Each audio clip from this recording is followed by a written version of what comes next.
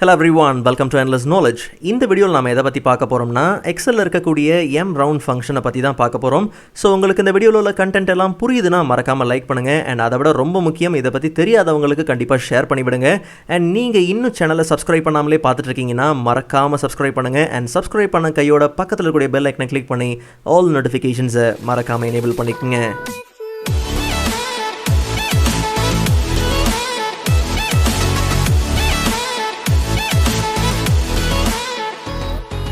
Alright, so first of all, Excel இருக்கக்கூடிய round ஃபங்க்ஷனை use பண்ணி ஒரு நம்பரை நமக்கு தேவையான மல்டிபிள் வேல்யூக்கு ஈஸியாக ரவுண்ட் பண்ணிக்க முடியும். ஸோ ரொம்ப simple, equal to round function.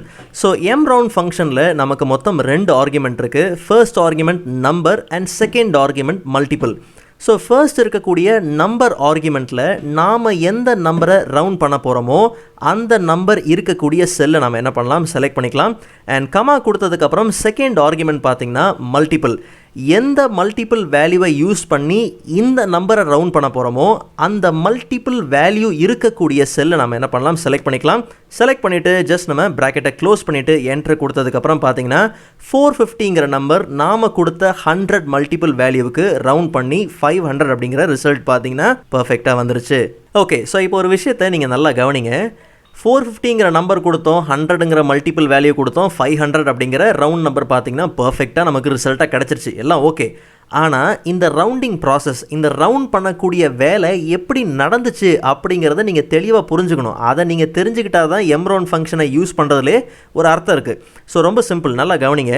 இந்த round ஃபங்க்ஷன் யூஸ் பண்ணும்போது இந்த ரவுண்டிங் ப்ராசஸ் எப்படி நடக்குதுன்னா, முதல்ல நாம் கொடுத்த நம்பரையும் மல்டிபிள் வேல்யூவையும் எக்ஸல் என்ன பண்ணணும்னா டிவைட் பண்ணும். அதாவது ஈக்குவல் டு 450 டிவைடட் பை 100.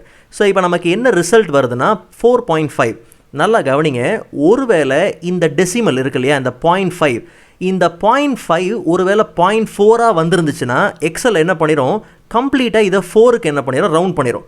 ஒருவேளை 0.5 இல்லை 0.5க்கு மேலே டெசிமல் வந்துருச்சு, 5 இல்லை 5க்கு மேலே டெசிமல் வந்துருச்சுன்னா எக்ஸல் இதை கம்ப்ளீட்டாக என்னவா ரவுண்ட் பண்ணிடும்னா 5க்கு என்ன பண்ணிடும், ரவுண்ட் பண்ணிடும். அதாவது நியரஸ்ட் வேல்யூவுக்கு என்ன பண்ணிடும், ரவுண்ட் பண்ணிடும்.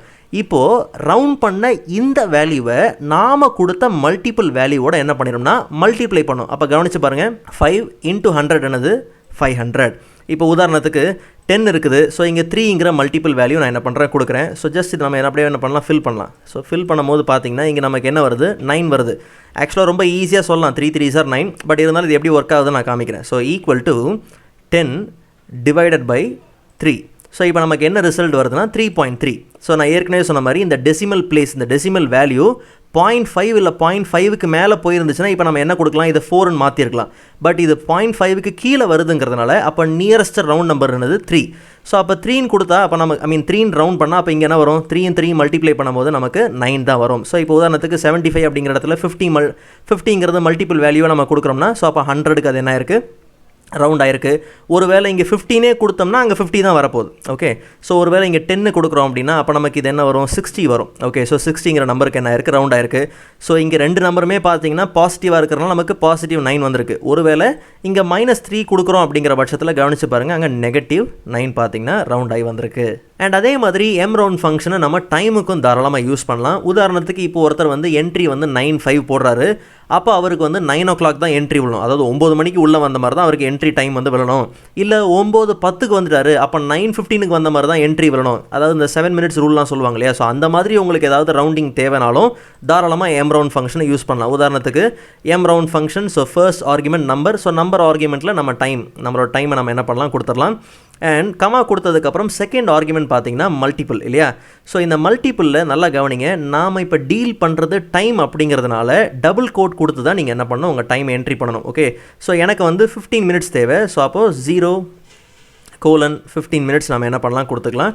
ஜஸ்ட் நம்ம மல்டிபிளில் 15 minutes ரவுண்டிங்கை நம்ம கொடுத்துட்டு ஜஸ்ட் நம்ம ப்ராக்கெட்டை க்ளோஸ் பண்ணிவிட்டு என்ட்ரு கொடுத்ததுக்கப்புறம் பார்த்தீங்கன்னா ஸோ 9:05க்கு வந்ததுனால 9 AM அப்படிங்கிறதே ரவுண்ட் ஆயிருக்கு. ஓகே, ஒருவேளை 9:10க்கு தான் வந்திருக்காரு அப்படிங்கிற பட்சத்தில் அப்போ 9:15 அப்படிங்கிறது தான் பார்த்தீங்கன்னா ரவுண்ட் ஆகும். ஸோ இது ஜஸ்ட் நம்ம என்ன பண்ணலாம், எல்லாத்துக்கும் ஃபில் பண்ணலாம். ஸோ நல்லா கவனிங்க, இந்த இடத்துல 15 மினிட்ஸ் அப்படிங்கிற மல்டிபிள் வேரியன்ட் கொடுத்ததுனால தான் நமக்கு இந்த ரவுண்டிங் ப்ராசஸ் நடக்குது. ஒருவேளை நீங்கள் 30 கொடுத்தாலும் சரி, இல்லை 5 கொடுத்தாலும் சரி, இல்லை 3 கொடுத்தாலும் சரி, அதுக்கேற்ற மாதிரி ரிசல்ட் பார்த்தீங்கன்னா பர்ஃபெக்டாக நமக்கு சேஞ்ச் ஆகிட்டே இருக்கும். ஆல் ரைட், ஸோ ஃபைனலாக எம் ரவுண்ட் ஃபங்க்ஷன் யூஸ் பண்ணும்போது 2 விதமான எரரை நம்ம ஃபேஸ் பண்ணுற மாதிரி இருக்கும். என்னென்னா, நாம் கொடுக்குற நம்பர் வேல்யூவும் மல்டிபிள் வேல்யூவும் பார்த்தீங்கன்னா ஆஸ் அ நம்பராக இருக்கணும். ஒருவேளை டெக்ஸ்ட் நம்ம ஏதாவது கொடுத்துட்டோம் அப்படின்னா கண்டிப்பாக அங்கே வேல்யூங்கிற எரர் தான் பார்த்தீங்கன்னா பிளேஸ் ஆகும். அண்ட் அதே மாதிரி நாம் கொடுக்குற நம்பர் வேல்யூவும் மல்டிபிள் வேல்யூவும் பார்த்தீங்கன்னா சேம் அரித்மெட்டிக் சைனில் இருக்கணும். இப்போ கவனித்து பார்த்தீங்கன்னா இங்கேயும் நெகட்டிவ் இருக்குது, இங்கேயும் நெகட்டிவ் இருக்குது. ஒருவேளை இங்கே நெகட்டிவ் கொடுத்துட்டு இங்கே பாசிட்டிவ் நம்பர் நம்ம கொடுத்துட்டோம் அப்படின்னா அப்போ கண்டிப்பாக நமக்கு நம் எரர் பிளேஸ் ஆகும்.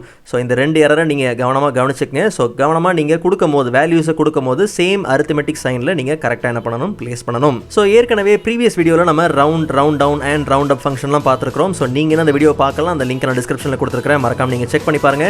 அண்ட் நெக்ஸ்ட் வீடியோவில் இதை விட இன்ட்ரெஸ்டிங்கான டாப்பிக்கை பார்க்கலாம். அதுவரை காத்திருங்கள்.